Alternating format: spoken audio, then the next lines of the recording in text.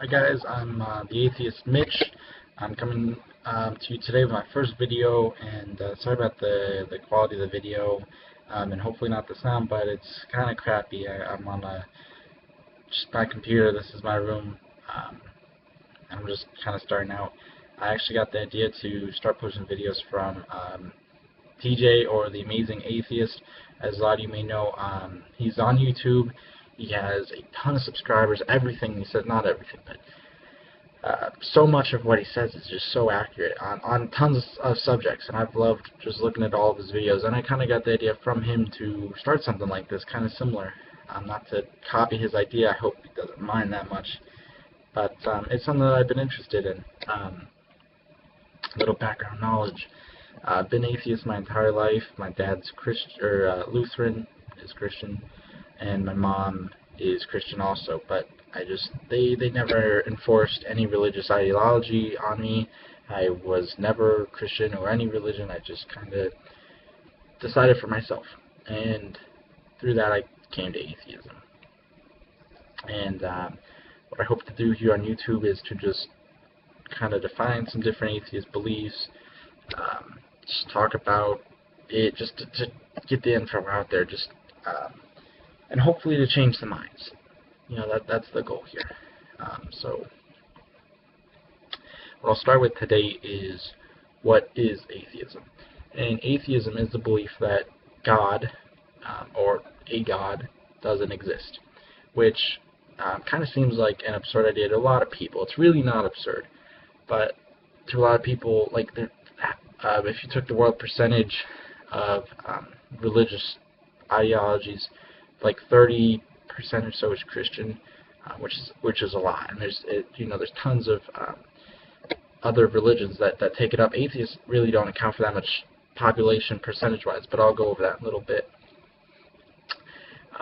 It seems like an absurd idea to a lot of people, but if you just look at like some basic questions and basic philosophies, and you take it a step above, like what does the Bible say, and what am I supposed to believe? What is faith? If you just take it a step above, you can see where atheists come from. I mean, it's very, like, it's logical. And so, atheists, through the scientific means, the philosophical knowledge, all this stuff, we just find it hard that God exists. And we kind of focus on the disproof of God, but it's not that, because God is an unfalsifiable hypothesis, which is the Amazing Atheist idea. I'll give him credit for that. But what it is unfalsifiable, meaning can't be falsified. I mean, that sounds stupid, but it can't be disproven. And a hypothesis is just an idea. God is an idea. Nobody has ever used any of the five senses to see God. Nobody has seen him, nobody has heard him, smelt him, tasted him, as weird as that is, gross, ew, or touched him. He is an idea. And so, and an unfalsifiable hypothesis means we can't disprove God exists, which a lot of Christians, if you talk about Christians in particular, say, well, how can you be atheist? You can't disprove God. Well, yeah, but you can't prove he exists either, based on that you can't use any of the five senses to see him, or there's no proof. And to atheists, we don't find any proof. I mean, ever. Like there's no point ever. Like, that's why we're atheists. We're not atheists because anything happened. We're atheists because we don't see any of the evidence. But to go into the percentages a little bit, just to give you a little background info on atheism, only about 2.3% of the world's population is atheist, which is low, obviously. But it's kind of a flawed statistic, and statistics a lot of times are flawed in many ways. Like, it's really hard, like, 2.3% really isn't it. Like, there's no way you could literally ask every person in the world and then get your statistics off that. It's an estimation.